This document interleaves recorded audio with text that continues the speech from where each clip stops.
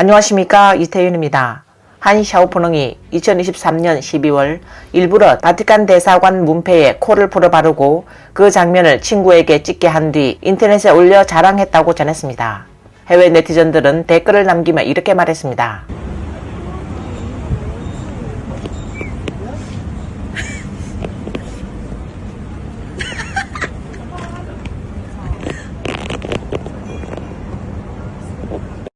가장 중요한 것은 많은 사람들이 부끄러워하지 않는다는 점이다. 이는 중공이 수십 년간 그들을 세뇌시켜 이들의 인격과 인간성을 왜곡시킨 결과다. 중국의 젊은이들 사이에서 샤오푸능 현상이 유행하고 있습니다. 이들은 옳고 그름, 선과 악을 구분하지 못하고 강한 우월감을 가지고 있습니다. 중공의 거짓말을 믿고 현실 사회에서 자주 문제에 부딪히며 심지어 생명을 잃는 경우도 있습니다. 오늘은 중국의 샤오푸능 현상에 대해 이야기해 보겠습니다. 10월 23일 여러 중공 지방당 매체들은 한 동영상을 대대적으로 보도했습니다. 동영상에서 한 샤오푸능은 자신이 이라크에서 군 당국의 검문을 받았다고 주장하며 국경수비대가 그가 중국인임을 알게 되자 여러 대의 경찰차를 동원해 그들을 시리아 국경까지 호위해 주었다고 말했습니다. 여러분, 역시 늑대 전투 영화는 정말 너무 보수적으로 찍었네요. 우리 중국인들은 중동에서 그야말로 마음대로 다닙니다. 아주 안전하죠. 지금 시리아까지 아직 300km가 남았는데 경찰은 여기가 너무 위험하다고 하면서 많은 테러 공격이 있다고 했어요. 그런데도 그 경찰은 끝까지 저를 안전한 도시까지 호위해 주기로 했습니다. 저는 왜 도와주냐고 물었더니 그는 중국 여권을 가지고 있기 때문에 도와주는 거다고 했습니다. 저를 너무 신뢰했어요. AK-47 소총을 그냥 이렇게 툭 던지더군요. 여러분, 이라크 군대 정말 최고예요. 우리 모국은 진짜 강력합니다. 그러나 이 샤오푸능은 이라크를 막 떠나 친중 공산주의 성향을 가진 시리아에 들어간 뒤로 실종됐습니다. 며칠 후 그는 다시 영상을 올려 자신의 경험을 이야기했습니다. 우리 5명은 시리아 감옥에서 100시간 이상 억제당했습니다. 이 나라는 단 한순간도 머물고 싶지 않아요. 5일 동안 전혀 밥을 주지 않고 그냥 빵 한 조각만 줬어요. 물은 그냥 수돗물만 마셨어요. 네티즌들은 댓글을 통해 다음과 같이 반응했습니다. 웃겨 죽겠네. 중국 언론들 얼굴에 철퇴 맞았네. 처음엔 득이양양하더니 이야기는 끝까지 보는 게 제일 재밌다.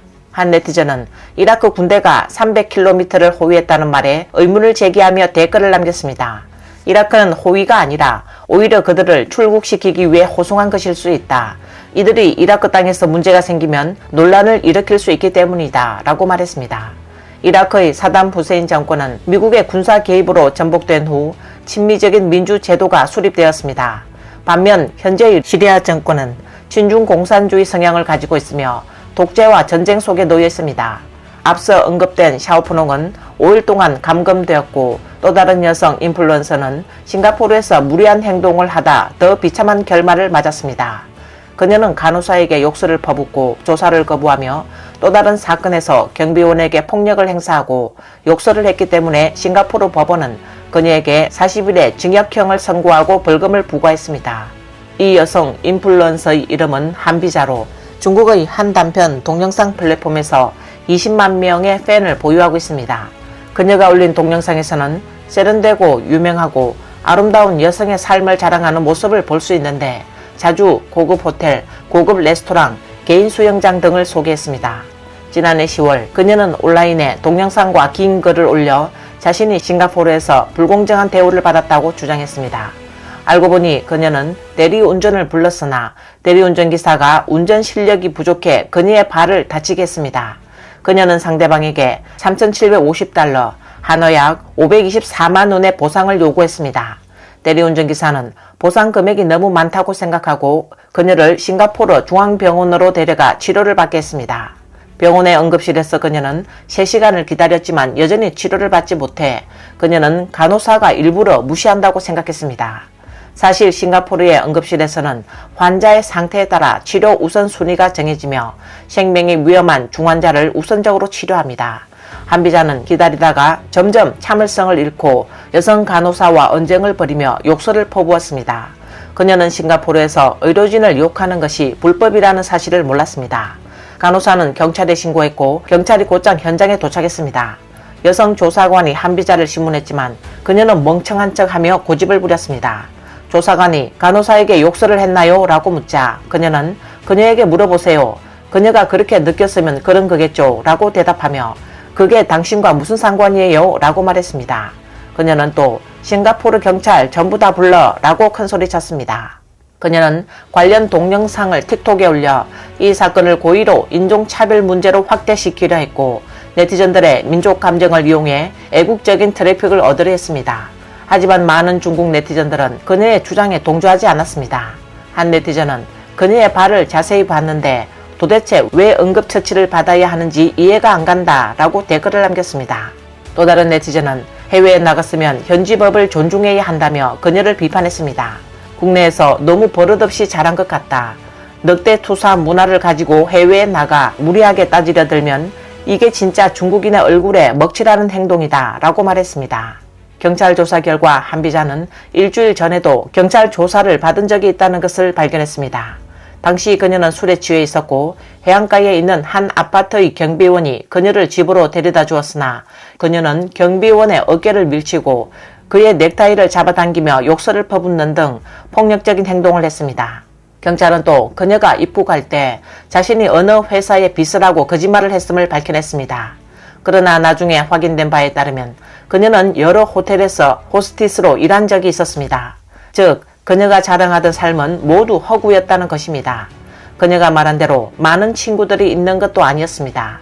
법원은 그녀에게 보석을 허가할 수 있다고 밝혔지만 그녀는 보석금을 낼 사람을 찾지 못했습니다. 결국 재판 전 몇 주 동안 그녀는 계속해서 구금된 상태로 있을 수밖에 없었습니다. 법원에서 판사는 그녀가 6가지 혐의로 기소되었다고 밝혔습니다. 그 혐의에는 공공질서 방해, 2건의 소란방지법 위반, 그리고 3건의 민간경비법 위반이 포함되어 있었습니다. 어쩌면 두려웠던 것인지 재판 중 그녀는 이전에 그만한 태도를 완전히 바꾸고 저는 죄를 인정합니다. 정말 죄송합니다. 라고 말했습니다. 그녀는 법정에서 가난한 척하며 동정을 얻으려고 했고 자신이 병원에서 고함을 지르고 욕설을 한 이유를 이렇게 설명했습니다. 저는 싱가포르에 온 지 한 달도 되지 않았고 이곳의 법과 규정을 잘 몰랐습니다. 게다가 교통사고를 당해 무력감을 느꼈고 그로 인해 이런 부적절한 행동을 하게 된 것입니다. 그녀는 또한 친척 3명이 암을 앓고 있고 그중 1명이 매우 중병을 앓고 있으며 암 말기 단계에 이르렀다고 울며 호소했습니다. 그녀는 제가 이렇게 먼 길을 온 것은 가족의 치료비를 벌기 위해서입니다. 라고 설명했습니다. 법정에서 그녀는 여러 번 후회하며 깊이 사죄했습니다. 아마도 그녀가 인정하는 태도를 보였기 때문에 판사는 비교적 가벼운 처벌을 내렸고 그녀는 40일의 징역형과 418달러의 벌금을 선고받았습니다. 이로써 이 사건은 일단락되었습니다. 형을 마친 후 그녀는 출국 명령을 받았고 이는 앞으로 싱가포르에서 비자를 발급받는 것이 매우 어려워질 것임을 의미합니다. 귀국 후 그녀의 인플루언서의 길은 많은 어려움을 겪을 것으로 보입니다. 또 다른 웃지 못할 사건이 있습니다. 북경의 한 샤오푸농은 대만 독립을 지지하는 사람을 신고하기 위해 현지 경찰에 갔으나 결국 3,000위안의 벌금을 물게 됐습니다. 도대체 무슨 일이 있었던 걸까요? 이 샤오푸농의 이름은 애국 청년 유사동으로 유튜브에서 활동하는 블로거입니다. 2021년 6월 14일 그는 북경시 해정구 감가구 파출소에 가서 대만 유튜브 채널 섭도일기 운영자 파령을 대만 독립에 참여한다고 신고했습니다. 그는 파령이 대만 독립을 선동하고 있다고 주장하며 중공 공안이 파령을 국경을 넘어 체포해야 한다고 요청했습니다. 이 사건을 알게 된 파령은 유사동에게 1만 달러, 한화 약 1,400만 원을 걸고 자신이 중공에 의해 체포되는지 내기를 제안했습니다. 만약 3일 후에도 자신이 여전히 영상을 촬영하고 있다면 유사동이 1만 달러를 지불하는 방식이었습니다. 반대로 파령이 체포되면 파령이 유사동에게 1만 달러를 지불하기로 제안했습니다.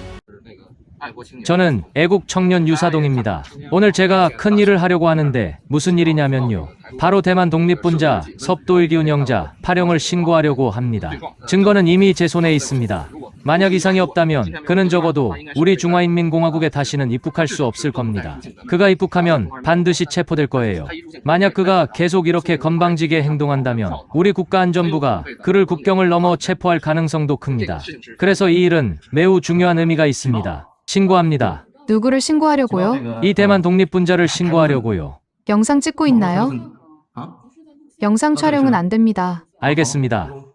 촬영하지 않겠습니다. 저는 인터넷을 보고 있던 중 우연히 음악 영상을 보게 됐고 그걸 보고 매우 화가 나서 신고하려고 합니다.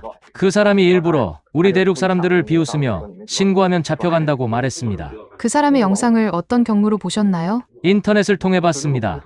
어떤 인터넷? 유튜브입니다. 그럼 어떻게 유튜브에 들어갔나요? 인터넷 가속기를 사용하면 음악 프로그램 같은 것을 볼 수 있습니다. 방화벽을 넘는 행위 자체가 불법이라는 걸 아시나요? 유사동은 포기하지 않고 파출소 경찰을 설득하려 했습니다. 그는 경찰에게 파령에 대해 어떤 반격 조치를 취할 수 있는지 물었지만 공안에게 호되게 야단만 맞았습니다. 그 후 유사동은 경찰로부터 전화를 받게 되었고 경찰은 그가 불법적으로 인터넷 방화벽을 넘었다고 판단하여 3천 위안의 벌금을 부과한다고 통보했습니다. 불법으로 방화벽을 넘었다고 벌금 3천 위안을 두드려 맞았어요. 이 일은 유사동에게 큰 충격을 주었고 그는 파령에게 화를 내며 섭도일기 너 내 돈 내놔 이 일은 끝이 아니다 라고 외쳤습니다. 그러나 파령은 두 사람 사이의 1만 달러와 비교하면 3천 위안은 그리 큰 돈이 아니라며 그는 내기에서 1만 달러에서 3천 위안을 빼고 주면 된다며 웃으면서 중국은 이미 전면적으로 빈곤에서 탈피했는데 3천 위안이 뭐 그리 대단하냐고 말했습니다. 이 영상을 본 많은 네티즌은 크게 웃었고 댓글에는 이 일이 그를 깨닫게 하고 중공에 대한 인식을 바로 잡는 데에도 도움이 된다면 좋은 일이 아니겠어요? 라고 말하며 웃음을 자아냈습니다. 중공은 여론을 조작하며 러시아를 지지해 많은 샤오푸농들이 러시아 제품을 사는 데 열중하고 있습니다. 이에 많은 중국인들이 기회를 보고 가짜 러시아 제품을 제조하여 불법적인 폭리를 취하고 있습니다.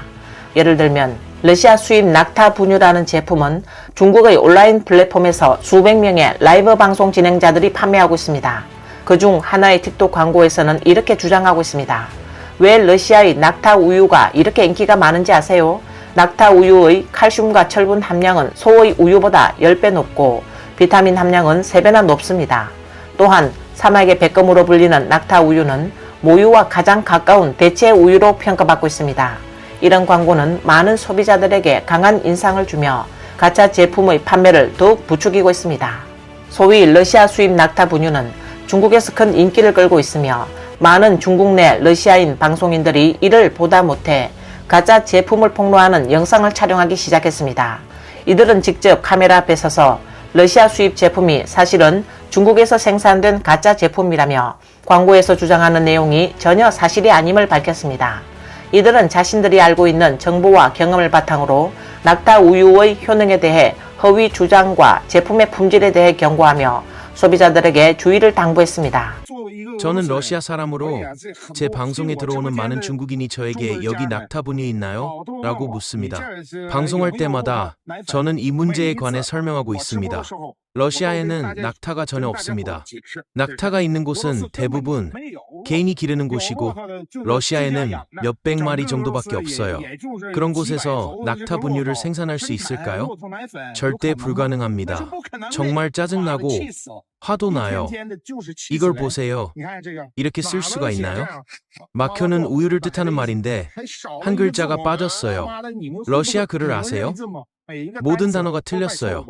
상인들이 진짜 엉터리들이네요. 스펠링부터 틀렸어요. 낙타사슴 우유라고 썼는데 이건 말도 안 되죠.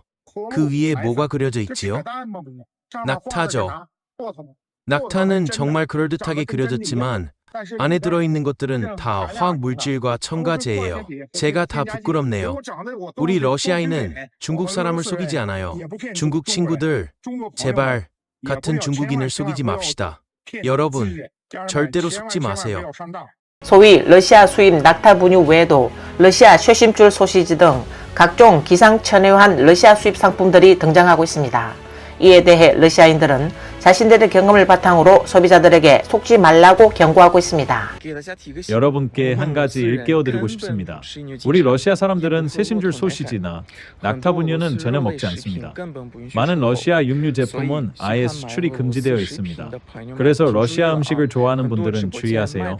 많은 방송에서 파는 제품들은 제가 들어본 적도 없습니다. 믿을 수 있으시겠어요? 이런 것들은 중국 상인들이 러시아에서 브랜드를 등록하고 중국 동북 지역에서 생산한 것들이에요. 그래서 맛이 다를 겁니다. 그리고 러시아 풍미와 순수 러시아 수입은 완전히 다른 거니까 구분 잘 하셔야 합니다. 가장 중요한 점은 러시아의 경공업이 중국보다 훨씬 뒤떨어져 있기 때문에 대량으로 음식이 중국에 수출될 수 없다는 거예요. 수입 절차가 매우 복잡하고 세금과 운송비도 많이 들기 때문에 수입한 제품이라면 그렇게 저렴할 수 없습니다. 그러니 꼭 주의하세요. 오라.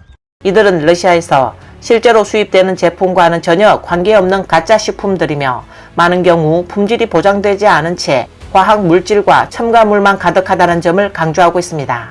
이런 가짜 제품들이 중국 시장에서 유통되며 일부 상인들은 이를 이용해 부당 이익을 챙기고 있다는 점을 문제 삼고 있습니다. 러시아를 지원하기 위해 일부 샤오푸농들은 러시아에 가서 용병으로 활동하며 러시아군을 도와 우크라이나를 공격하기도 합니다. 그중 일부는 전장에서 목숨을 잃었습니다. 인터넷에선 소강이라는 이름의 러시아 용병이 중국인들에게 절대로 여기 오지 말라고 경고하는 모습이 퍼졌습니다. 그가 러시아와 우크라이나 전쟁터에서 겪은 참혹한 경험을 공유하며 전쟁의 위험과 고통을 전하고자 했습니다. 샤오창은 전쟁터에서 겪은 잔혹한 현실을 강조하며 전쟁의 참상을 직접 체험한 후 돌아온 사람들조차 고통을 호소하는 상황을 전했습니다. 그는 중국인들에게 전쟁에 참여하지 말고 그런 극단적인 결정을 내리기 전에 신중하게 생각할 것을 당부했습니다. 러시아 군인은 우리를 인간으로 취급하지 않습니다. 자살 군단과 다를 바 없어요. 여러분, 절대로 여기 오지 마세요. 함께 간 그 조예는 죽었는데 눈을 감지 못했어요. 네티즌들은 이에 대해 다양한 반응을 보였습니다. 데모는 언제 중국인을 사람 취급했나요? 라거나 역사를 보면 러시아가 중화민족에게 언제 좋게 대했던 적이 있나요? 라는 댓글이 달렸습니다. 또 다른 네티즌은 사람은 자신의 인식에 대가를 치러야 한다. 정상적인 사람은 침략자를 도와주는 역할을 하려고 하지 않는다. 당신이 용병이라면 그들은 돈을 주고 당신의 목숨을 산 것이 아닌가요? 그들이 당신을 모셔가 군사 전략가라도 하게 할까요? 라며 비판했습니다. 샤오창이 언급한 조예는 중경 출신의 차이롱 황제라는 인터넷명을 가진 남자입니다. 그는 지난해 11일 도네츠크 지역에서 우크라이나의 드론 공격에 사망했으며 이는 공개적으로 신원이 확인된 첫 번째 중국인 용병 사망 사건이었습니다. 조예는 38세로 결혼하지 않았고 부모님은 이미 은퇴했습니다. 그는 자신의 틱톡 계정에서 러시아와 전장에서의 경험을 공유한 적이 있습니다. 그러나 자신이 전장에서 목숨을 잃을 줄은 몰랐습니다. 조예는 러시아 군대와 계약을 맺고 월 2,700달러를 받으며 러시아군의 임시 용병으로 활동하고 있었습니다. 그가 우크라이나 전장에서 사망했지만 용병 신분이기 때문에 그의 가족은 위로금을 받지 못했습니다. 당시 조예는 입대할 때 매우 흥분하고 자랑스러웠을 것입니다. 다음의 또 다른 용병인 손 얘기처럼 말이죠. 모두 들으세요. 동지 여러분, 안녕하세요. 동지 여러분 고생 많습니다. 첫 번째 목표는 제가 맡겠습니다. 저를 믿고 맡겨주세요. 반드시 승리할 것입니다. 출발합니다. 대부대가 출발합니다. 부디 모두 도와서 중국 외교부와 연락을 취해주세요. 감사합니다. 저는 중국으로 돌아가고 싶습니다. 계약을 해지하고 싶습니다. 여기는 의료시설도 없고 의료 장비도 없습니다. 저는 여기서 죽을 것 같습니다. 중국의 인터넷에는 손 얘기가 올해 3월 이미 중국으로 돌아왔다는 소식이 전해졌습니다. 그는 전쟁이 너무 무서웠다고 말했습니다. 전쟁터에서 그는 아직도 많은 샤오푸농이 전쟁터에 가고 싶어하는 것을 보고 자신이 겪은 경험을 바탕으로 6명을 전쟁에 참여하지 않도록 설득했다고 전했습니다. 오늘 뉴스는 여기까지입니다. 시청해 주셔서 감사합니다.